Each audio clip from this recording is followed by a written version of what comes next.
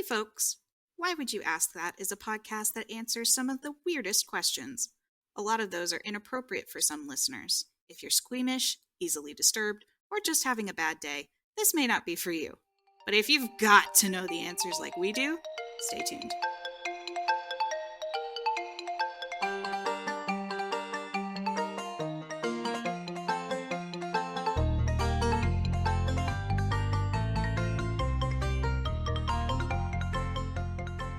Why Would You Ask That? Hosted by me, M, they, them, and Karen, she, her, and Remy, he, they. And today we're wondering what the fuck happened with feminism in the United States? Like what happened?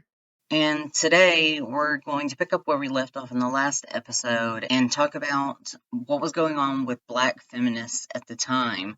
While white feminists were telling them they couldn't be part of First Wave Feminism, what were the black feminists doing to advance their own causes, since people like Elizabeth Cady Stanton and those other people weren't letting them be part of the movement? Because obviously they were still doing things for themselves. They didn't just quit trying to advance their own cause just because Stanton and Susan B. Anthony wouldn't let them be part of theirs. So we're going to talk about what black women were doing for their own cause and what black feminism was doing from Sojourner Truth on. And we're going to talk about a little bit some theoretical philosophical stuff about feminism and white feminism in particular now at the end of the episode. So yeah, let's get started with the part 2 and just dive right in with Seneca Falls and Sojourner Truth and all of that stuff. So looking at this from an intersectional lens, then we can talk about Seneca Falls and the first Women's Rights Convention, which also I think Karen mentioned. So, when suffragists gathered in Seneca Falls, New York at that first Women's Rights Convention in July 1848, they advocated for the right of white women to vote. The participants were middle and upper class white women. There were a few white men, and then Frederick Douglass was there. oh my god. Oh my god. He gave a speech, and I've seen historians say that if it wasn't for the fact that he was an amazing orator, that the women's rights movement might have died at Seneca Falls. Thank fuck for him. Yeah. So no black women attended the convention because none of them were invited. Of course they wouldn't have been, because what? So that was in 1848, but even though no women of color were there in Seneca Falls, in May of 1851, they were doing their own thing. African-American abolitionist Sojourner Truth spoke at a women's rights convention in Akron, Ohio, which I'll say more about that in a second. In 1864, Sojourner Truth was selling small photographs mounted to a paper card to support her activism. And those things featured the slogan, quote, "I sell the shadow to support the substance." What? Makes sense to me. She sells the shadow, the picture, to support the substance, herself, physical self. So, Truth was capitalizing on the popularity of the collector's items to support herself and fund her speaking tours. As a formerly enslaved person, claiming ownership of her image for her own profit was revolutionary. And she reportedly said that she, quote, used to be sold for other people's benefit, but now she sold herself for her own, quote. Oh, nice. Yeah. Clever. So, though expressions of black feminism can be seen in written accounts as far back as the 1830s, Sojourner Truth is the most widely known 19th century black feminist foremother. Throughout her life, Truth linked the movement to abolish slavery and the movement to secure women's rights, stating that for black women, race and gender could not be separated. During her famous speech on the abolition of slavery and the promotion of women's rights, she's the one who did the "Ain't I a Woman" speech, which is what I'm going to say something about. Yeah, because it wasn't even ain't. It wasn't a lot of things, Karen. Yeah, tell me about them. It wasn't most of any of the thing that you've heard from that speech. That speech was mostly not what it says at all. That speech was mostly made up. Okay. Which makes me so frustrated because I've listened to a bunch of black creators read the "Ain't I a Woman" speech on TikTok during Black History Month, and I don't know if they're reading it because it's the version that's everybody has heard, or if because even they weren't taught that that wasn't the real version. Or maybe it's ironic. I don't know. There's so So many reasons. that Ain't I a Woman speech has been repeated over and over. Probably most everybody has read it in history class at some point, college or high school, because it's just like a thing that she's like the only Black person that gets talked about in conjunction with feminism. And that one speech is the thing that people bring up from her to say, see, look, Black people supported white people also read this speech. Yeah. So Sojourner Truth gave a speech, but the version we've all read and hear repeated was a fiction crafted by convention organizer Frances Dana Gage and other white feminists, literally, I think I want to say 12 years after she gave her speech. What? What the fuck? 12 years? They depicted, yeah, like a lot of years after she gave her speech, Frances Gage and some other white feminists rewrote it from memory and literally changed the way that she spoke in her own speech. They changed it to sound more like an uneducated, ignorant Southern Black woman. What the fuck? Talking about selling a shadow. Yeah, they depicted Sojourner Truth to white audiences as a, quote, primitive ally, quote, in the fight for women's rights. No. Oh, that makes me mad! So the 1851 convention marked progress for Black feminism, but the progress has, like forever after that, been tainted by white suffragists co-opting her words and controlling her voice. Yeah. Now, I learned about this in that gender, race, and class course that I took when I was like a sophomore. Mm-hmm. So the speech was given in 1851, and this that I'm going to read a little tiny bit of is from Marius Robinson's transcription from 1851, published in the Anti-Slavery Bugle. It's the oldest account of her speech that provides like the literal transcription of the speech as it was given. Well, thank fuck. So, just to remind you of the version that you've heard Frances Gage's rewritten fictionalized version published in 1863, 12 years later. Ugh. And so the version that you've heard, please forgive me for the dialect that I will use for just a moment. It opens with the sentence, "Well, chillin', what dare so much racket dare must be somethin' out of kilter." What the hell? And the second line contains the N-word, so I won't be reading it. But now, Sojourner Truth's actual speech, as transcribed in 1851 when she gave it, starts with the sentence, "May I say a few words? I want to say a few words about this matter." Jesus Christ. What the fuck? Because Sojourner Truth was an educated Black woman. Exactly!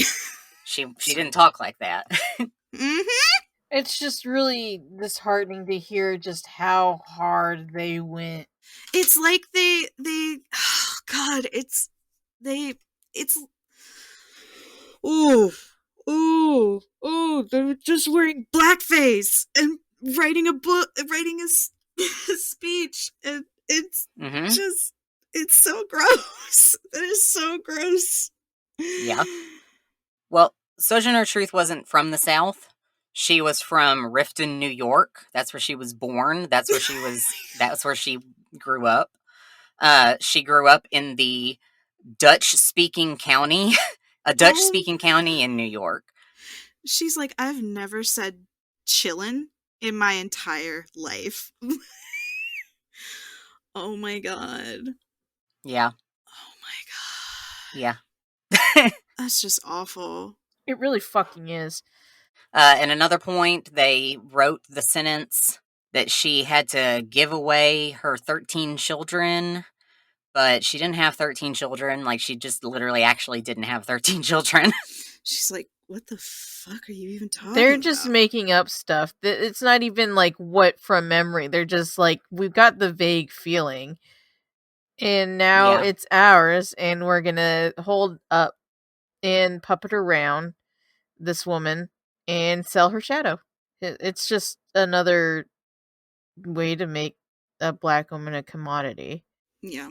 Yeah, so they added about 5 lines after the line that has the N-word in it.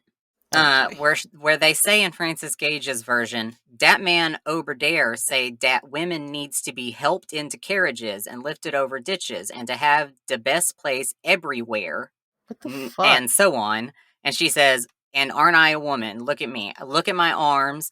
I am plowed and planted and gathered into barns, and no man could head me. And aren't I a woman? I could work as much as eat as much as a man when I could get it, and bear the lash as well. And aren't I a woman? And I have borne 13 chillin' and seen 'em most all sold off into slavery. And when I cried out with a mother's grief, none but Jesus heard. And aren't I a woman?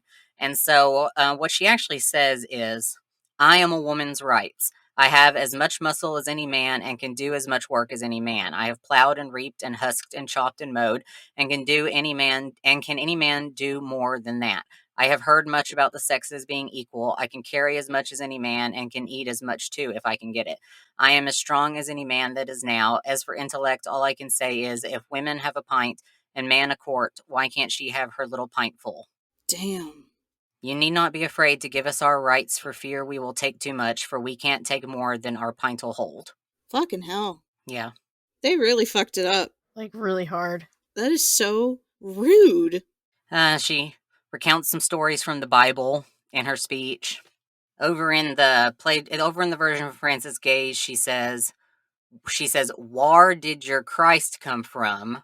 From God and a woman. Man had nothing to do with him," which is a funny joke, but still.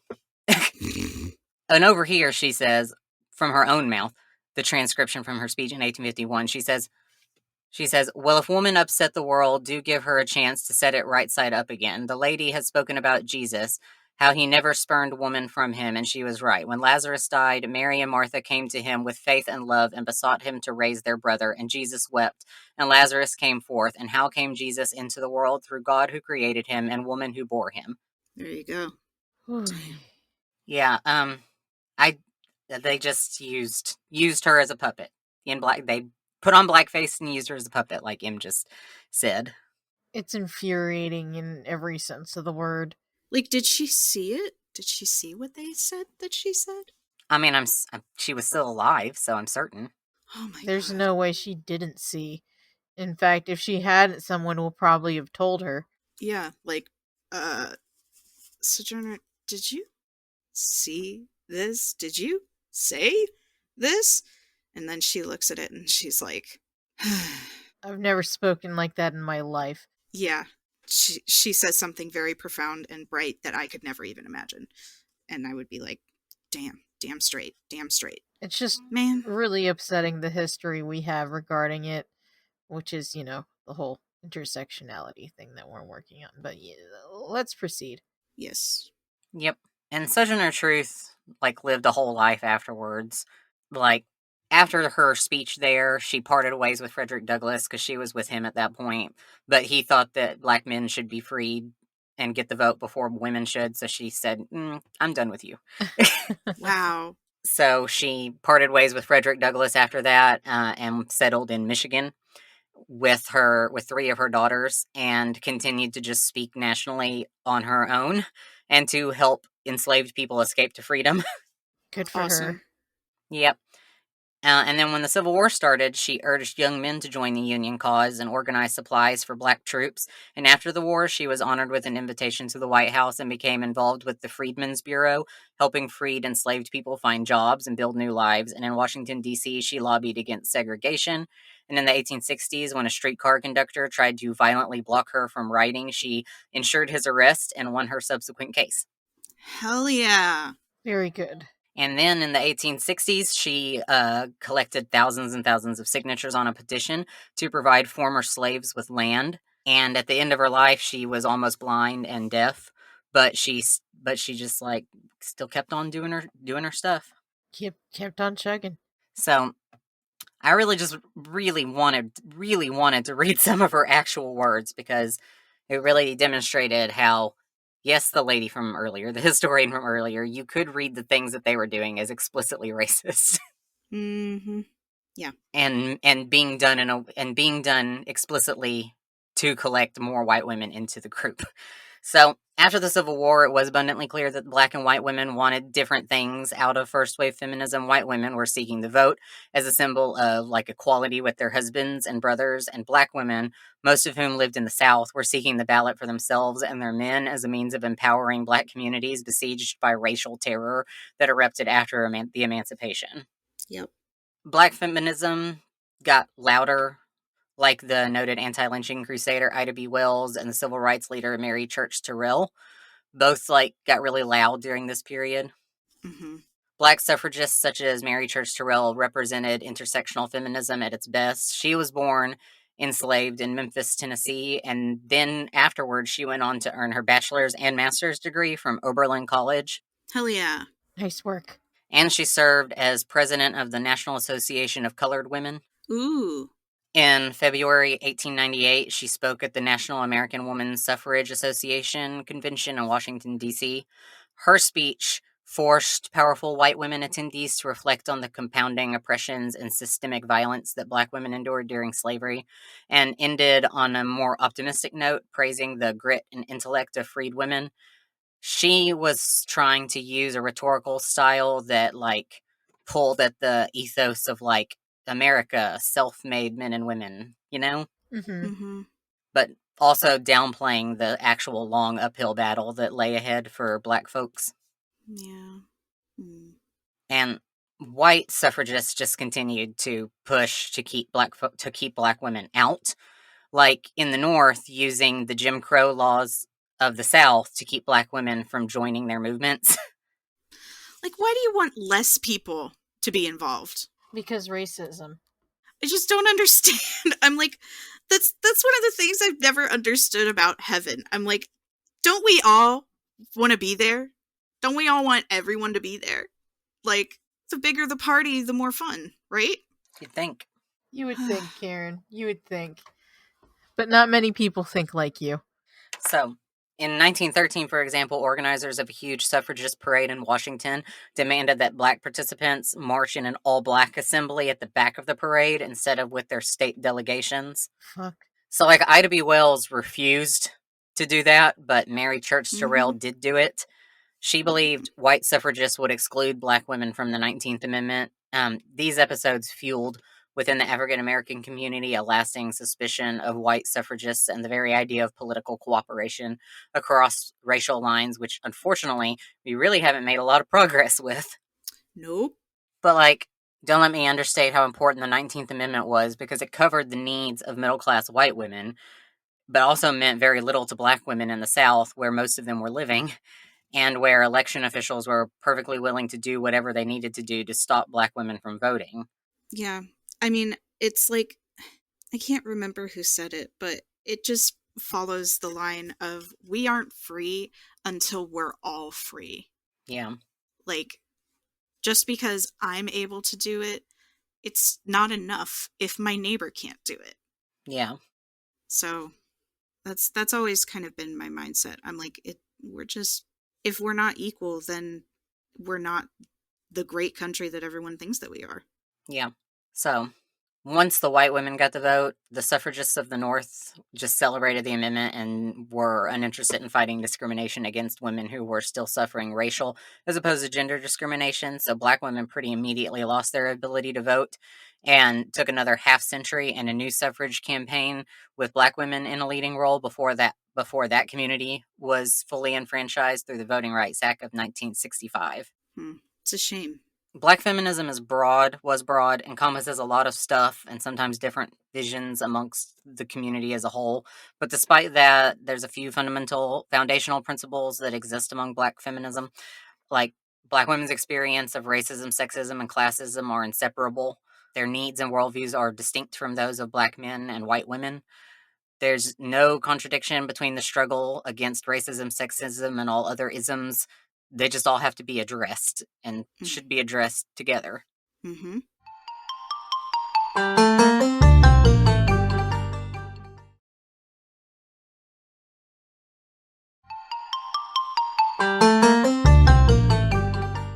I have a neat little pin that I wanted to show. Em likes pins. I love pins. I love pins. I'm obsessed with pins. Ooh. I love that. Lifting as we climb. That's great! I want that. Someone bring it back. Yeah. It's on you. What's on me? Bring the pin back. Oh, Jesus. It's a lot of pressure, but you can do it. I believe in you. You can believe, but I'll forget. Okay. So, Lifting as We Climb was the slogan of the National Association of Colored Women, and it became a well-known motto for Black women's activism in the late 19th century.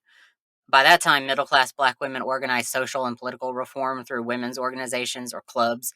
Having had more resources and access to education than a woman like Sojourner Truth, those women's experiences led them to a different expression of Black feminism. Their project of racial uplift focused on combating harmful stereotypes surrounding Black women's sexuality and gender identity. Mm-hmm. Mm-hmm. Now, because we're not like painting over the rough stuff of the past, we do have to say that they had their problems too. They emphasized elevating poor women less out of a sense of goodwill than out of a recognition that Black women of any class would be judged through the circumstances of those, quote, with the fewest resources and the least opportunity, quote. So they didn't want to uplift them because they were poor. They wanted to uplift them so they didn't drag down their reputation. Oh. It is what it is. Yeah. In discussing the motto of the NACP, Mary Church Terrell, founding president of the organization, said, quote, "Even though we wish to shun them, we cannot escape the consequences of their acts. Self-preservation would demand that we go among the lowly to whom we are bound by ties of race and sex," quote.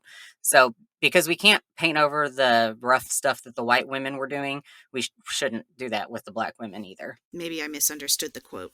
Yeah, her quote was that they only wanted to uplift poor women into their organization because if they didn't, then the poor people would make them look bad. Oh. Yeah, poor people make them look bad because they're gross, is how they thought about poor people. And then Mary Terrell says about poor people that we really want to shun them, is her quote. "We wish to shun them," direct quote. But that we cannot escape the consequences of their acts, the poor people's consequences for their own acts somehow. But that because they want their organization to, quote, self-preservation, they want the self-preservation of their own organization, they have to go, quote, among the lowly, and that they have to do that so that the reputation of the poor people doesn't drag down the rest of them. Yeah. That's not great.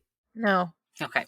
So clubs such as this one can be seen as sites of development for Black feminist leadership and thought despite their elitism.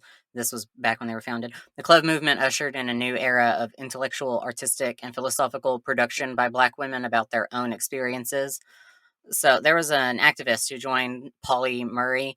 She was an activist writer. She was an Episcopal priest and a legal scholar. She played an important role in several civil, social, and legal organizations, including the National Organization of Women, which she co-founded in 1966. Oh. Throughout her life, Murray had romantic relationships with women, but did not consider herself a lesbian. Okay, cool. Her biographer, Rosalind Rosenberg, suggests that if Murray was alive today, that she might have embraced a transgender identity. That's, yeah. I was gonna ask that.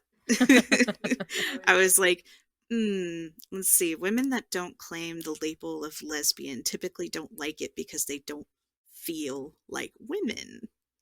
But that's a modern lens. Back in the 60s, people who didn't call themselves lesbians were either because they were being oppressed or because they preferred other words that nobody uses anymore, or because they just liked gay better because everybody was called gay back then. Mm-hmm. There's a lot of reasons people in the 60s didn't go by certain words because it was the 60s. Yeah.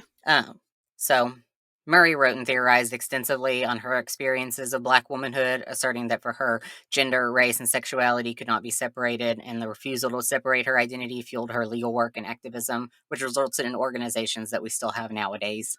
Hell yeah. She was also the only female student at Howard University Law School. Oh. And developed the term Jane Crow, the, quote, twin evil of Jim Crow. Yeah.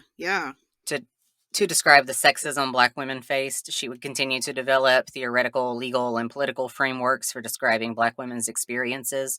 And the legal work connecting race-based and sex-based discrimination led to the inclusion of sex-based discrimination under the Equal Protection Clause.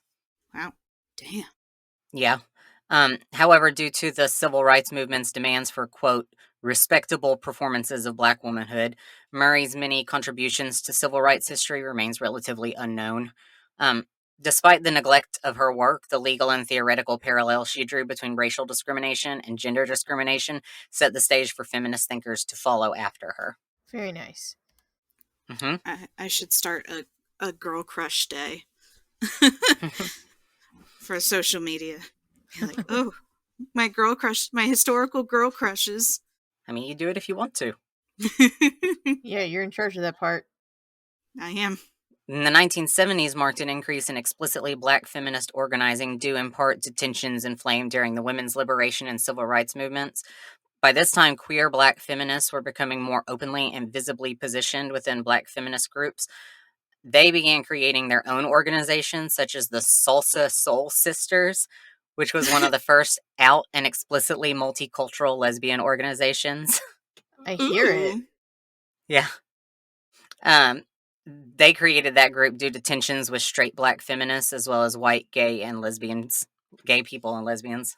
And there was a statement put out called the Combahee River Collective Statement, and it expressed this like radical queer Black feminist platform that is still really relevant to expressions of Black feminism today because of this part of the movement. Yeah. And then up in the 80s, Alice Walker developed the term womanist to describe a Black feminist or feminist of color. And her term defined a communal and humanist expression of feminism that acknowledged queer Black women and aligned with long-standing traditions of Black women's thoughts and activism. And then there was Sister Outsider by Audre Lorde, which is great, which is one of many foundational womanist writings produced during that period. Mm-hmm. In those essays and speeches, Lorde discusses the connected issues of sexism and racism and classism and heterosexism and calling for new tactics that centered those intersections. Black women are often thought to be at a disadvantage because of racism and sexism, but some Black feminists view their position to be one that's of possibility and not just disadvantage. Mm-hmm. This came up in my reading. Those ones argue that in the struggle for freedom, the people most exposed to different forms of oppression understand best how to dismantle them. I also saw a quote that said, the people who are on the bottom are the ones who understand the most. Mm-hmm. So the people who view things this way say, while late 19th century Black feminism was grounded in heterosexual Black women's bodies, by the end of the 20th and into the 21st century, radical Black feminism came to center queer and trans Black women, girls, and gender nonconforming people. Let's hear it for our GNC. Woo! People Woo-hoo-hoo! like me. Woohoo! Anyway, sorry. So that's the history. And then I wanted to give you a quote from a different source. And this is to say that you don't have to be white to be a quote unquote white feminist, and that it just had its roots in being white. Being white is a construct, which might sound really crazy, but and this episode doesn't have time to talk about how being white is a construct and how in the United States who qualified as white has changed over the course of literally just 1900 to 1999. Yeah. As you do. Yeah, the legal system in the United States has changed who counts as white multiple times over the course of that 100 years. Who legally counts as white. Being white is a construct. And not talking about skin color, just the concept of whiteness. So, white feminism started with white-skinned women, which is why it's called that. But you don't have to be that skin tone to practice white feminism, which is to say, non-inclusive feminism. Yeah. So I'm pulling a quote from someone who wrote a whole book about this, because she'll say it better than me. So she's author, lawyer, and domestic violence survivor, Rafia Zakaria. Mm-hmm. She's Pakistani, I want to say. Oh, she's Muslim Pakistani. So she wrote a book called Against White Feminism, Notes on Disruption. And so she says, quote, white feminism isn't defined by an individual's race, but their refusal to consider the role that whiteness and the racial privilege attached to it have played in universalizing white feminist concerns, agendas, and beliefs as being those of all feminists, quote. So, just so that you understand what she means, so that people in the listener group can like absorb and like reflect. My actionable content of the episode is to absorb and reflect. Yeah. She says, this is the stuff that her book talks about. I'll link her book. Her book is, quote, a scathing takedown of the nonprofit and aid industrial complexes' failures to meaningfully support women of color globally, or to really even consider how marginalized people may have needs that differ from what white women activists imagine for them, and calls for BIPOC people to reflect on what they need and to consider who we are centering by our own activism and if it is ourselves or if it is historically the white feminist agenda. And a bit more from the reviews, because I read a couple of reviews from the same like long list of reviews that was done by a white woman, a black woman, and just a bunch of different groups of people. So those people doing the reviews said, Zucaria offers cutting analysis of how the United States' feigned concerns over the well-being of women in oil-rich Middle Eastern countries propelled our warmongering imperialist agenda, with many white feminists at the helm of these efforts.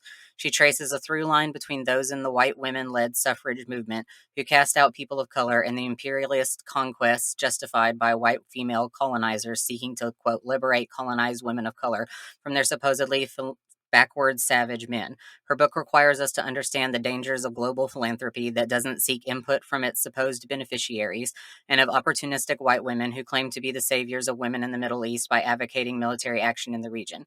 Against White Feminism requires Western readers to consider why we label some acts of domestic violence honor killings when they involve Muslim families, while we treat white perpetrated domestic violence as an aberration. Damn. Because this talked about how if a Muslim family kills a female member, they label that as like an honor killing for the men's honor, that they killed this woman for the male member's honor. But if a white man kills his wife or whatever, that's just an aberration. And you don't look at that domestic violence as being all about the man's honor. Right. In that situation. Right. Or even his religion. Yeah. Zucaria raises even more questions, boldly and thoughtfully offering answers to each. Beyond simply trying to repeal abortion bans, why are we not organizing to ensure pregnant people of color aren't criminalized for the outcomes of their pregnancies, a tradition that can be traced to colonial rule in India? Why have we allowed white female capitalists to co-opt feminist rhetoric and define empowerment as the act of purchasing an expensive pair of high heels, rather than equitable access to healthcare and education, for example? Mm-hmm. There was a lot more, so I'm just going to link that review page so you can read the little essays about what people are saying about her book and decide if you want to buy it. But it was a very good book. Yeah, really. Fuck yeah. And then I'm going to link a list of ways to be a better intersectional feminist. But those bullet points are to understand your purpose. There's also a YouTube link in this list, so understand your purpose. Like, why you want to be an intersectional feminist ally can help reorient you whenever you feel lost or confused. Like, you want to create a more just, kind, and hospitable world, for example. Or you need to check your privilege, which we've talked about already. Mm-hmm. You need to listen and learn, which we don't need to expound upon, but there is exposition in here. You need to ask questions. This person says, asking the other question, which says, when I see something that looks racist, I ask, where is the patriarchy in this? Where's the patriarchy? When I see something that looks sexist, I ask, where's the heterosexism in this? When I see something that looks homophobic, I ask, where are the class interests in this?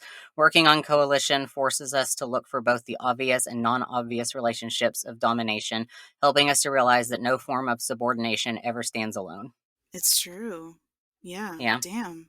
That's a really cool way to look at it. I hadn't thought of it that way. Like, it is. When you see one thing, where is the other thing in it? Like, damn! Mm-hmm. Consciously support the marginalized communities. Like, just, there's all kinds of ways you can do that. And then using your privilege for good, whatever kind of privilege you have, use it for good.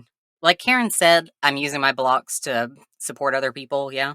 Build other blocks even higher. And then we can get to the top. Yeah. And just remember that allyship is an ongoing process. Yeah. Lifting as we climb. So yeah, the history of women's suffrage in America is not nice or neat because the impact of white supremacy is broad and nothing in the U.S. goes untouched by it. Yeah. But we can all do better. And so I wanted to just end on the words of three women whose names are Alicia Garza, Patrice Cullors, and Opal Tometi, who are three queer Black women who helped found and organize parts of the Black Lives Matters movement. And they just say that we all need to help work to place those at the margins closer to the center. 100% agree. Honey Pea. Okay. Thanks, everybody, for giving us a listen. Now, as always, we are an educational podcast that loves answering questions. So send us in a question, please. You could send them to us at whywouldyouskthatpod@gmail.com. Again, that is whywouldyouskthatpod@gmail.com. Or you could go to our website, whywouldyouskthat.com, and we have a handy little form right front and center for you to go ahead and zap in there. Just hit us with something. Anything. We don't care what. In addition, it would mean so much to us if you would give us a little thumbs up or some kind of weird interaction on whatever platform you're listening to, just to indicate that, hey, you enjoyed this. And every little bit counts. We would love to hear other people talk about it and enjoy what we have to say, especially when it comes to issues like this. We really would love to educate more people in everything. And ourselves.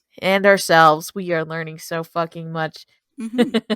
All right, everybody, you have a good one and enjoy your day or night or whatever time it is. And lift while you climb. Lift while you climb! Bye.